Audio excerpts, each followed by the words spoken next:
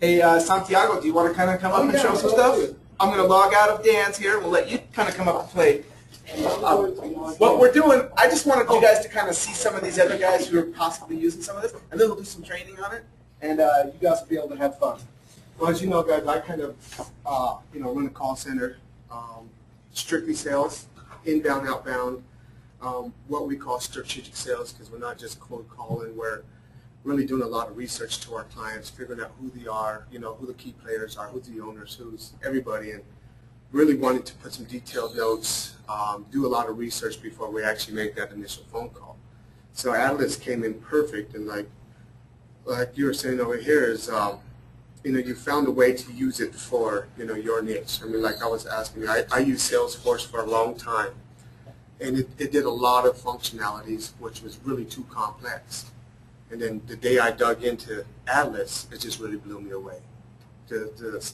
How simple it was, and all the other functionalities that you could use and customize and use or not use. So, and that's kind of where I'm at, and that's why I really like selling Adilas to everybody else. And I think everybody should know about it. Everybody should be able to sell it. So, we're gonna log into my Adilas,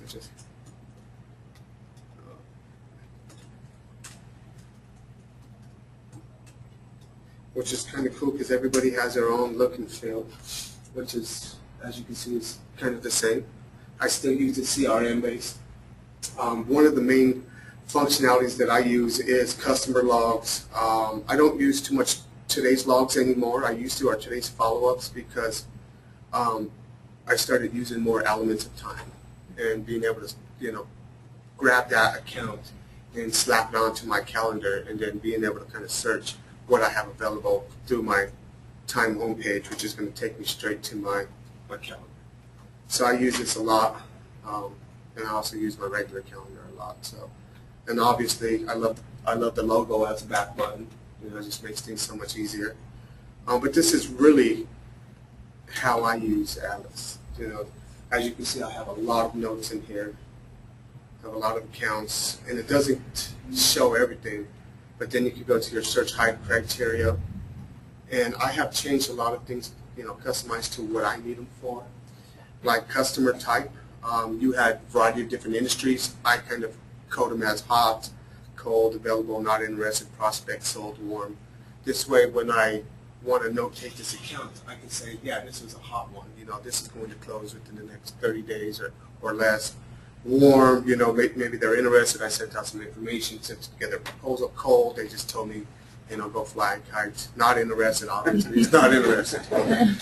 Sold, I do want to make sure that, I notate them as a sold account. This way, when I do pull a report, I can pull a report on, whatever I want. Just like right now, if I wanted to look up, my hot leads, what I have available, and I'm just going to kind of go to change this to a 12, so we're going to pull what I guess I notated. And one of the other cool things that Brandon showed me is exclude log notes. So I could actually put a specific note in my logs, and Adilas is actually going to find everything that has that note or that criteria in there and kind of exclude it from my search. So there's a positive and a negative. Yeah. See right above that it says log notes. That's a positive search. And exclude from, it's like, he doesn't want anything that has the word not interested in his log note. Okay. Yeah, so I don't need to look those up. And then one of the other things I want to do is I want to show active only, because you could activate and deactivate any accounts. If they say, no, I'm not interested, I'm going to deactivate. If they say, if they're still interested, I still have a chance, then, you make them active again. Or you can say, talk to me in 6 months, then you can deactivate it, but then activate it at the end of the year. Well, usually I like to follow up, so it's kind of like usually I like to deactivate them once I get a not interested, and then this way when I pull a report, I can say, here's all my deactivated ones, people that I might want to go back, circle around, and kind of retouch. And honestly, you end up closing in people all the time. So it's always good to kind of separate them and then kind of go back and have maybe a not interested follow-up campaign or something. And one of the other things I like to do is, what do I want to do? Log notes, follow-up dates, log date newest first. So yep. Go ahead and uncheck that one box as well. That's okay. So Like, if you scroll it, there's a grouped version or a plain. So like check this out. Like look at this first one. He has 26 log notes. You see where it says 26 on the count on that one? I love these guys. So when I haven't said yes yet. you can basically expand it either grouped, kind of just shows the last one, or if you say show me everything, it'll list it out. So it can play lots of different ways. And it, I don't really do a lot of follow-up dates on here anymore. I used to, but then it was really hard for me to kind of go back and forth and really change things up. I'm really like you guys are on the road, and I want to type in some notes, make sure I log what I remember from that quick moment or that meeting I just had, and then either do an invoice or do a quote or whatever I need to do. So like Yelp, obviously, this is kind of one I've been working on for a while. Nothing's ever an easy sale, so it got all my information. Customer's still hot. I talked to her the other day and still was a hot customer. So what we want to do is really hopefully they get on board and obviously. I thought you meant hot looking. That's important information to have, right? That's really important. Yeah. Circle back on that. Yeah, we will. So what I found out, basically they are also a smoke shop. They're also a medical plaza. I got the phone numbers, email addresses, everything I need. I had changed this over here instead of EIN number to the number of sites. How many locations do they have? That's kind of something I did a little bit different. So that's that same use of that customer tax ID. They just, I need a different field. Yeah, different field, what I need it for.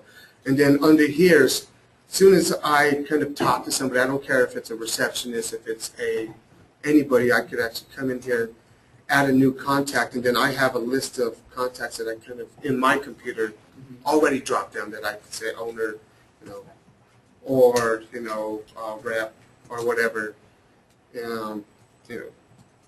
Jim, and then really that's all I really need, because now, and then again it shows me if I want to add to invoice or not, which I don't, so because they're really nobody, and I could come down here and say, oh, there's Jim. Okay, so now I spoke to them. As many people as I talk to, I really want to make sure I document that, and this way I know, oh, I talked to Jim last time, and Megan's the owner, and Linda is, is the mother, or whatever, whatever I have on there. And you could also So that's the one-to-many relationship, okay? Yeah. You have And you can one also- company, and then you start adding. Then you can also put kind of specific notes if you want, like who does what, who's more in charge, who's in charge of what. So, that's kind of another field I like to use. And then obviously, my follow-up notes. Every time I did a touch to them, I could come in here and add a notes, add an account, or like here, we'll just come over here to my latest one, which was, told me, and I'm not the greatest speller, so I just kind of type fast. Well, you're driving 65. Yeah, I exactly. I'm So, not worried about the sound. but one of the cool things is, after I hit a note, I could actually do a follow-up date, and it will come up in my log entries, or I could come over here to add new elements of time. And then what I've done is I selected, again, what are they? What is this appointment going to be? Is it a warm appointment? Is it cold? Cold means call me back after I get the email. Warm means, hey, I want to do a demo. Hot is, hey, I'm closing this deal. So I kind of classified mine as what I want it to be. So this would be kind of a cold, continued. And then, there's a variety of different list criteria in here that that I could add if I want to. Different color codes, any notes, call. Color code, like whatever you want it to mean. Yeah, just kind of red, yellow, green. Okay, he switched. He technically typed from a customer into a thing called elements of time, Right. Yeah. which is dealing calendar. But you can color code them and stuff. Yeah, you can color code them because, say, it just really depends on you, because obviously when you're looking at your calendar, you got to want to, have these pop out on you.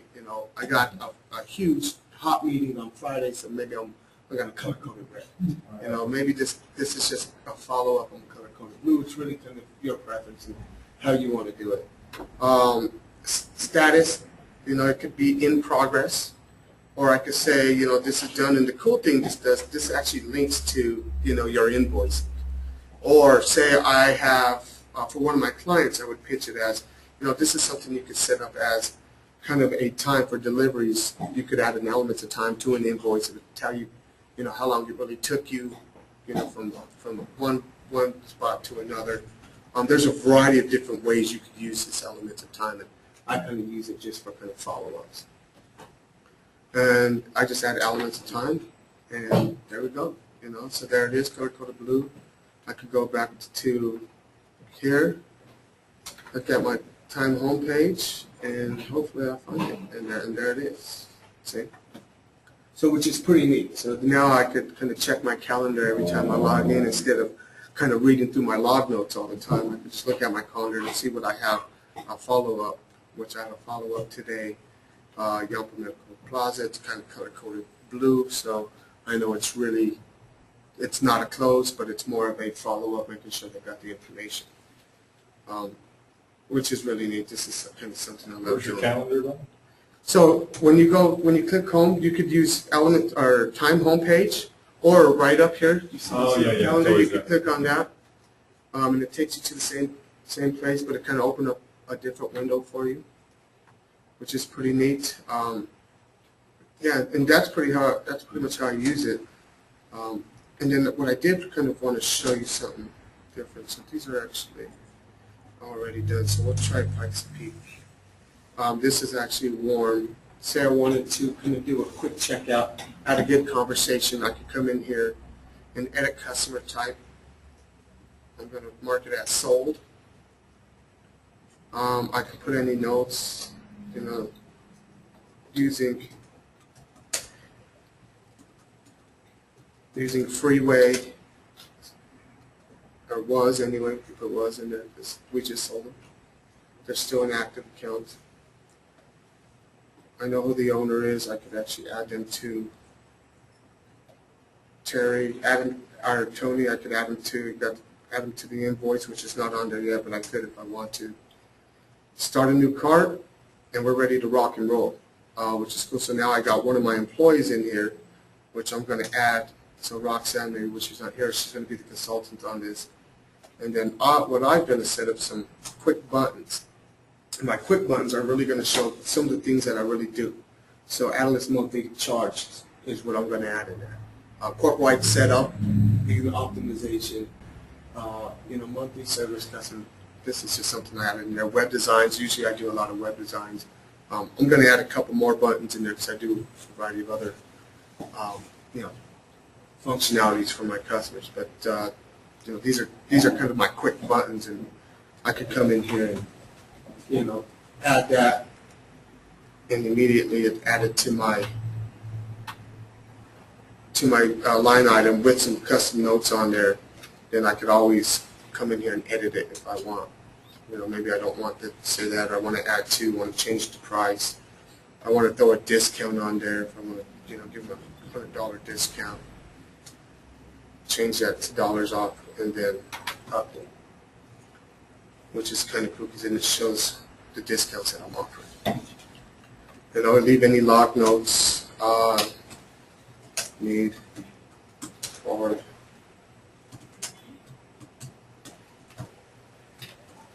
For monthly checkout,